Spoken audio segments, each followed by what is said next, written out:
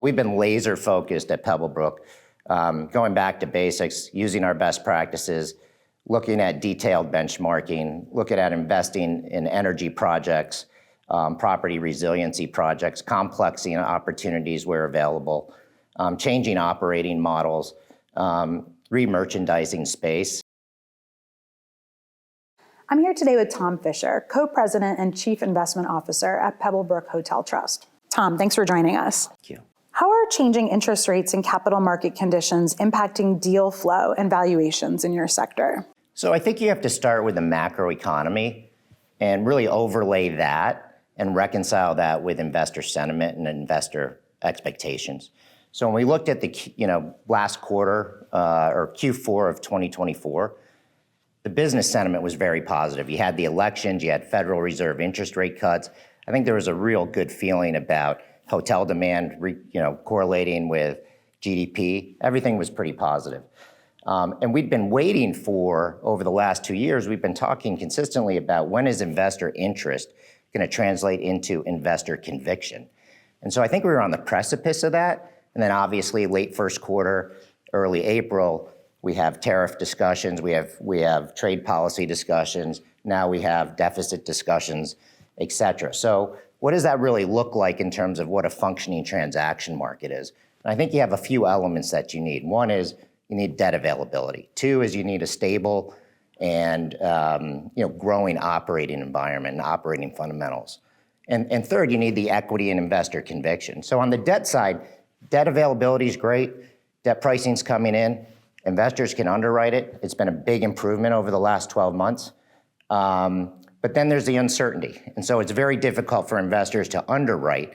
So I think we're going to be in a wait and see environment here for the next quarter until we see some more hard data that the system and that there's resolution with some of these administration policies for people to move forward. So I think it's a little more risk off on the equity side. And I think you'll see a number of financings as opposed to sales in the next quarter. And what role is technology playing in either enhancing operations or disrupting traditional models at Pebblebrook? We can't, we have kind of an unsustainable business model when expenses are growing faster than revenues.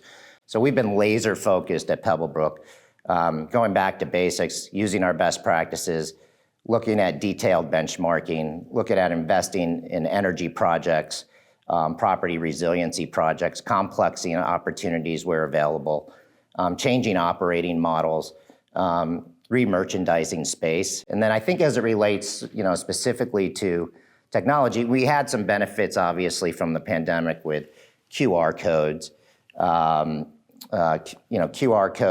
chat bots, and some other things. But we're investing a lot of time in beta testing a number of things now, self check-in and check-out, AI virtual agents, and virtual concierge. We're looking into robotics. And so we're beta testing a lot of different things because we have to take some cost out of the system.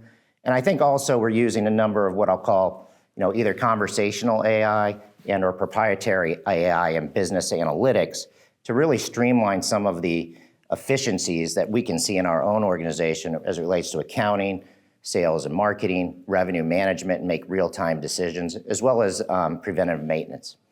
And are you seeing any geographic shifts in demand or investment focus within your asset class? And what's driving those changes? So I think as you came out of the pandemic, obviously resorts and the health of the leisure travel, the revenge travel, that was really predominant in terms of investor interest. And I think what you've seen over the last 18 months or so is the return of the group customer, not only with convention calendars being full and being very healthy, the return of the BT traveler with return to office, but also that leisure travel coming back to urban markets. And so when you look at our urban markets, in 2024, we ran a 71% occupancy. Compare that to, I think in 2019, we were at 83%. In 2016, we were at 86%. So there's that gap there that we think is continue to make up in some of these markets. I think, take San Francisco, for example. Over the last week, we've kind of heard the narrative shift. We've heard the doom loop for so long. I just heard a new term, bloom loop. And so that narrative, I think, is really important. And there's great things going on with the city. And I was just at the NYU investment conference, probably the number one market that was talked about in terms of growth trajectory and positive things. So when that typically happens, investors take notice and investment dollars follow. And so I think you'll see a shifting towards the urban markets for a number of investors.